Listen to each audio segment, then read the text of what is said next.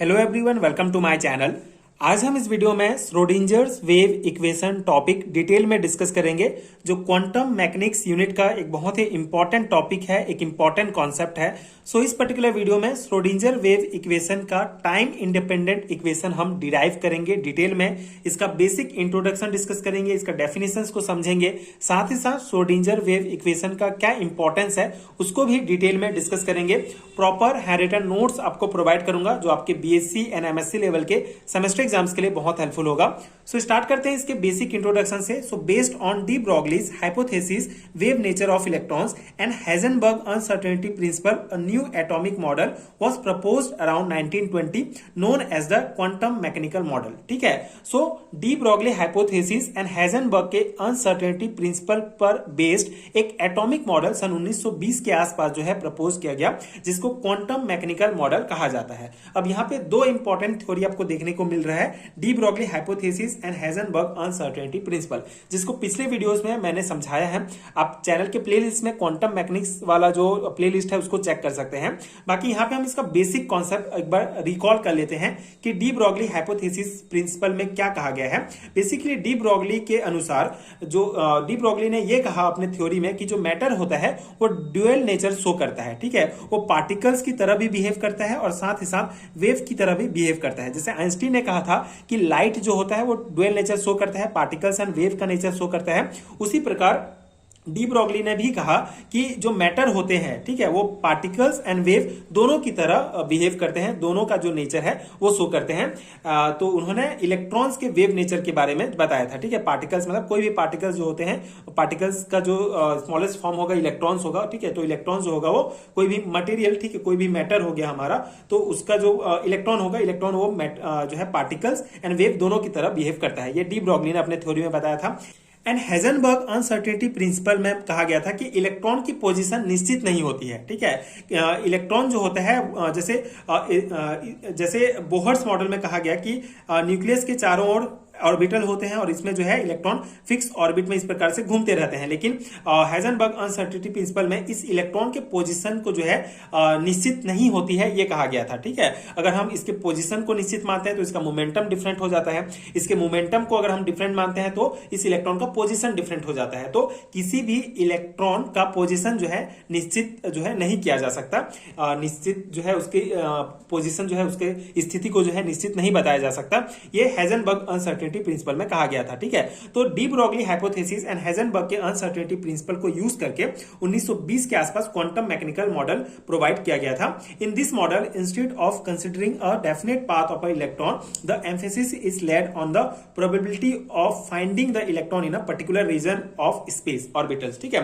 तो इन दोनों थ्योरी को यूज करके जो मॉडल प्रोवाइड किया गया था, क्वांटम मैकेनिकल मॉडल, उसमें यह कहा गया कि जो इलेक्ट्रॉन होते हैं, ठीक है, जैसे ये हमारा कोई न्यूक्लियस हो गया, इलेक्ट्रॉन जो होते हैं फिक्स ऑर्बिट में नहीं होते, बल्कि इस न्यूक्लियस के चारों तरफ, ठीक है, इलेक्ट्रॉन के पाए जाने की प्रोबेबिलिटी होती है। ठीक है। ये जो इलेक्ट्रॉन होते हैं इस न्यूक्लियस के चारों ओर कहीं भी पाए जा सकते हैं। ठीक है। इस प्रकार से एक पर्टिकुलर स्पेस में, एक रीजन में जो होते हैं, इसमें इलेक्ट्रॉन की पाए जाने की प्रोबेबिलिटी होती है। ठीक है।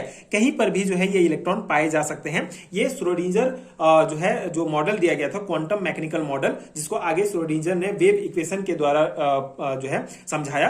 तो इस क्वांटम मैकेनिकल मॉडल में यही कहा गया कि न्यूक्लियस के चारों ओर इलेक्ट्रॉन की पाए जाने की प्रोबेबिलिटी होती है, वो कहीं भी पाए जा सकते हैं इस एक पर्टिकुलर रीजन के अंदर। ठीक है।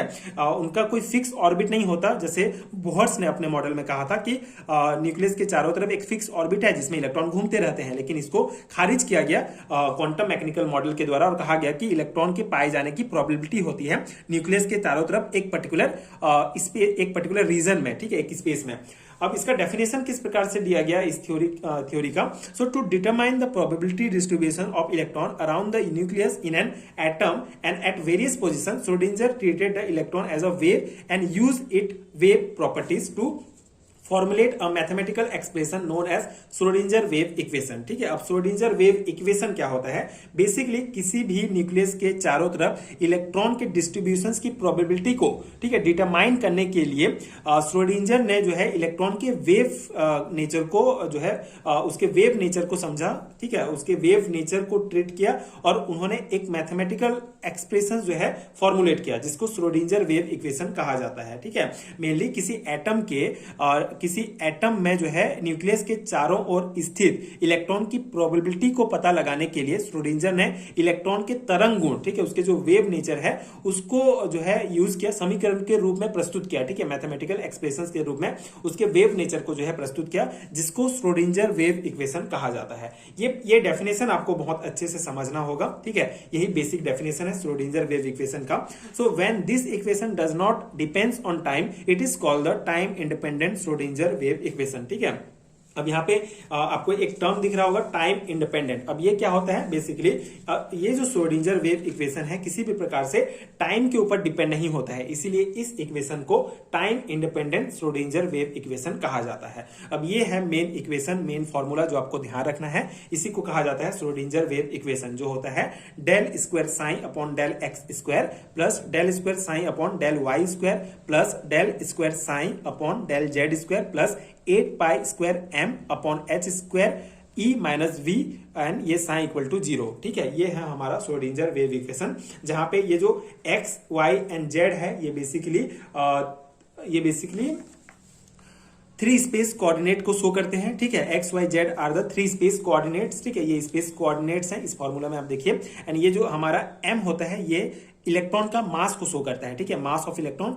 एच जो है ये प्लांक कांस्टेंट होता है। ई जो होता है ये total energy of electron, electron का टोटल एनर्जी को शो करता है। वी जो होता है वो potential energy of electron, electron के पोटेंशियल एनर्जी को शो करेगा। और ये जो साइन होता है ये एम्पलीट्यूड होता है इलेक्ट्रॉन वेव का। ठीक है, amplitude of the electron wave. ये हो गया हमारा बेसिक। ठीक है, अब हम इसका डेरिवेशन डिस्कस करेंगे। डेरिवेशन बहुत इंपॉर्टेंट है। ठीक है, लॉन्ग टाइप क्वेश्चन में यहां से पूछे जाएंगे what is Schrödinger wave equation, Schrödinger wave equation के टाइम इंडिपेंडेंट इक्वेशन को डिराइव कीजिए, तो यही आपको लिखना है। टाइम इंडिपेंडेंट इक्वेशन भी यही है। ठीक है, अब यहां पे हम इसके डेरिवेशन स्टार्ट करते हैं।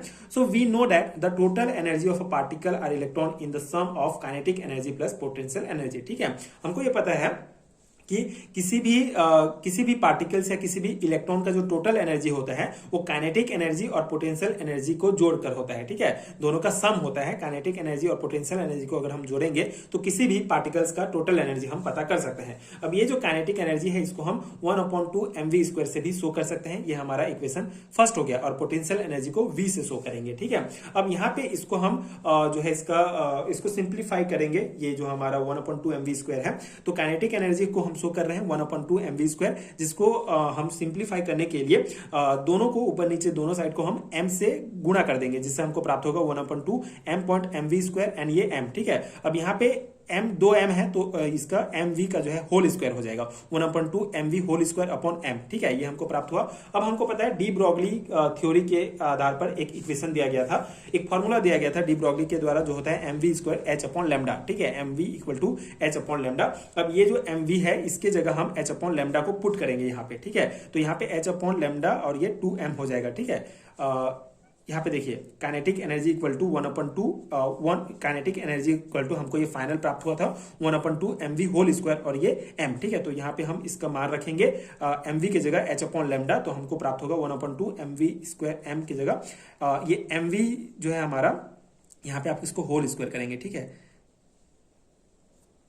ठीक है, ये होल स्क्वायर में है, जिससे हम mv की जगह h अपॉन लैम्डा रखेंगे तो ये हमारा h अपॉन लैम्डा और ये दोनों का होल स्क्वायर है तो h स्क्वायर भी हो जाएगा और लैम्डा स्क्वायर भी हो जाएगा और नीचे 2m है। अब इन दोनों को हम गुणा करेंगे तो हमको ये इक्वेशन प्राप्त होगा 1/2 mv। इसके जगह हमको ये इक्वेशन प्राप्त हो जाएगा h upon 2 and 2 lambda square m। ठीक है, जब हम इसको ये जो हमारा काइनेटिक एनर्जी है इसको सिंप्लीफाई किए, उसमें डी ब्रॉगली का जो कॉन्सेप्ट है उसको हम अप्लाई करेंगे, उसका जो फॉर्मूला है उसको अप्लाई करेंगे तो हमको फाइनल फॉर्मूला ये प्राप्त हो जाएगा। ठीक है, ये इक्वेशन हमारा 2 हो जाएगा। 1/2 mv² के जगह हम h² 2 लैम्डा स्क्वायर m लिख सकते हैं। ठीक है, कैसे कैसे ये डेरिवेशन हुआ आई होप आपको समझ में आ गया होगा। सिंपल सा है, इसको सिंप्लीफाई करने के लिए m से हम दोनों पक्ष में गुणा करेंगे, उसके बाद ये हमको mv होल स्क्वायर प्राप्त होगा। फिर ये mv की जगह हम h अपॉन लैम्डा रखेंगे, जिससे हमको ये इक्वेशन प्राप्त हो जाएगा। ठीक है, अब यहाँ पे हम ये जो वैल्यू है हमारा इक्वेशन 2 का, इसको इक्वेशन 1 के में जो है हम पुट करेंगे, ठीक है। जैसे यहाँ पे ई बराबर, यहाँ पे इसके जगह हम इसको, ये हमारा इक्वेशन 2 में जो प्राप्त हुआ इक्वेशन, इसको हम यहाँ पे डाल देंगे, ठीक है। तो हमको क्या प्राप्त हो जाएगा, equal to h square 2 lambda square m plus v प्राप्त हो गया, ठीक है। अब आगे प्रोसेस क्या होगा, ठीक है, आगे स्टेप में क्या होगा, यहाँ पे ये जो v है ये यहाँ पक्षांतर हो जाएगा और यहाँ आके ये जो है e माइनस वी बन जाएगा। ये हमारा इक्वेशन 3 है, जिसे हमको लैम्डा स्क्वायर बराबर जो है, अगर लैम्डा स्क्वायर हम लेते हैं तो ये h स्क्वायर रहेगा और ये जो e माइनस वी है ये बेसिकली यहाँ पे नीचे आ जाएगा, ठीक है। और यहाँ पे लैम्डा स्क्वायर इधर चले जाएगा, जिससे हमको ये इक्वेशन 4 प्राप्त हो जाएगा, ठीक है। ये लैम्डा स्क्वायर इधर गया और e माइनस वी जो है इसके साथ आके मल्टीप्लाई हो गया, ठीक है। ये बेसिकली गुणा हो गया, जिससे हमको ये इक्वेशन प्राप्त हो जाता है, लैम्डा स्क्वायर बराबर h square 2m e minus v. अब यहाँ पे कॉन्सेप्ट क्या है, wave motion equation of a micro particle moving along x axis can be written as, ठीक है। तो जब कोई माइक्रो पार्टिकल्स जैसे कि कोई इलेक्ट्रॉन एक्स एक्सिस में, ठीक है, एक्स एक्सिस में मूव करता है तो उसकी मोशन गति को वेव के रूप में व्यक्त किया जाता है, ठीक है। जब कोई माइक्रो पार्टिकल जैसे कि इलेक्ट्रॉन अगर एक्स एक्सिस में मूव करता है तो उसकी जो मोशन गति है, ठीक है, उसका जो मोशन है उसका जो गति है उसको हम वेव के रूप में जो है व्यक्त करते हैं, जिसको मैथमेटिकली हम इस प्रकार से शो करेंगे, ठीक है।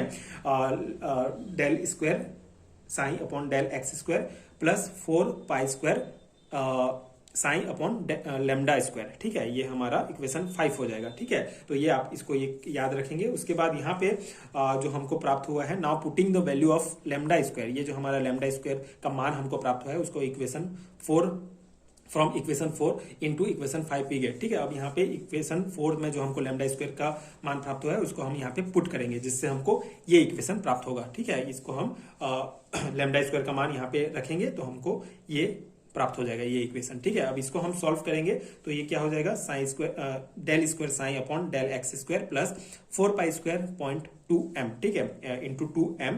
यहाँ पे साइन जो है यहाँ पे चले आएगा और ये जो है इंटू हो जाएगा 2m से अपॉन एच स्क्वायर और e माइनस वी साइन हो जाएगा। अब यहाँ पे 4 से 2 गुना होगा तो 8 पाई स्क्वायर m हो जाएगा और इस प्रकार से हमको इक्वेशन 6 प्राप्त हो जाएगा, ठीक है। बाकी एज इट इज रहेंगे, यहाँ पे 4 और 2 गुना हो जाएंगे तो 8 हो जाएगा और 8 pi square m H square ये हमारा हो जाएगा और बाकी ये एज इट इज आ जाएगा, ठीक है। तो ये हमारा इक्वेशन 6 प्राप्त हो गया।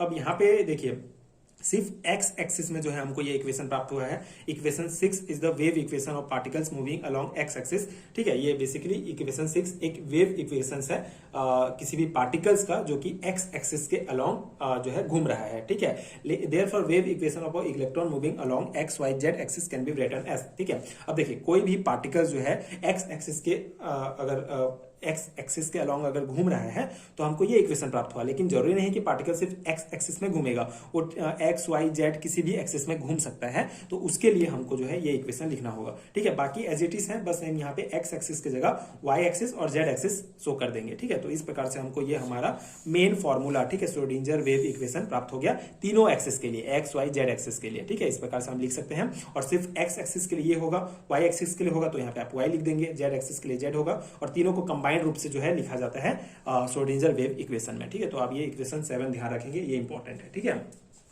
तो equation 7 is the Schrodinger wave equation which can be written as, अब इसको हम इस प्रकार से भी लिख सकते हैं, ये हमारा del square psi and 8 pi square m h square e minus v psi equal to 0, इस प्रकार से भी लिख सकते हैं, जहां पे जो डेल स्क्वायर होता है ये लैप्लेसियन ऑपरेटर होता है, ठीक है। ये हमारा लैप्लेसियन ऑपरेटर होता है जिसका मान ये होता है, तो इसके जगह हम डेल स्क्वायर भी लिख सकते हैं श्रोडिंजर वेव इक्वेशन में, ठीक है। तो ये अगर आपको पूछा जाता है इस प्रकार से भी अगर आपको दिया जाता, इस प्रकार से अगर आपको दिया जाता है तो ये भी हमारा श्रोडिंजर वेव इक्वेशन है, मतलब जो हमारा एक्स वाई जेड एक्सिस के अंतर्गत जो हमारा इक्वेशन था उसको हम डेल स्क्वायर के जो द्वारा जो है रिप्लेस कर सकते हैं और ये डेल स्क्वायर जो है लैप्लेसियन ऑपरेटर को शो करता है, जो हमने पिछली वीडियो में डिटेल में पढ़ा भी था, ठीक है। अब यहाँ पे हम श्रोडिंजर वेव इक्वेशन के इंपॉर्टेंस को देख लेते हैं। पहला है, in wave mechanics Schrodinger equation make it possible to solve any quantum mechanical problems, ठीक है। वेव मैकेनिक्स में श्रोडिंजर वेव इक्वेशन के द्वारा हम किसी भी क्वांटम मैकेनिकल प्रॉब्लम को सॉल्व कर सकते हैं। एंड सेकेंड इंपॉर्टेंस है, Schrodinger used it to solve complex problem related to molecules, atom, electrons and other particles, ठीक है। तो मॉलिक्यूल्स, एटम, इलेक्ट्रॉन्स और दूसरे पार्टिकल से रिलेटेड जो कॉम्प्लेक्स प्रॉब्लम है उनको सॉल्व करने के लिए श्रोडिंजर वेव इक्वेशन को यूज किया जाता है, ठीक है। श्रोडिंजर ने इन इनके जो कॉम्प्लेक्स प्रॉब्लम है उनको सॉल्व करने के लिए ये इक्वेशन यूज किया था। तो ये सिंपल सा जो है हमारे दो इंपॉर्टेंट पॉइंट है इसके, ये आप लिख सकते हैं। एंड ये हमारा डिटेल डेरिवेशन हो गया। आई होप कि आपको समझ में आ गया होगा कि श्रोडिंगर वेव इक्वेशन क्या होता है एंड इसको किस प्रकार से डिराइव करते हैं। इसका डेरिवेशन ही सबसे इंपॉर्टेंट है। ये हमारा टाइम इंडिपेंडेंट डेरिवेशन था। तो आई होप कि आपको डिटेल में समझ में आ गया होगा। अगर आपको बीएससी एंड एमएससी लेवल के सेमेस्टर एग्जाम्स के लिए नोट्स चाहिए तो उसका लिंक आपको नीचे डिस्क्रिप्शन बॉक्स में मिल जाएगा, आप चेक कर सकते हैं। वहां से आप नोट्स डाउनलोड कर सकते हैं जो आपके एग्जाम प्रिपरेशन के लिए बहुत हेल्पफुल होगा। एंड अगर ये वीडियो हेल्पफुल है तो आगे की वीडियोस देखने के लिए चैनल के साथ जुड़े रहिए।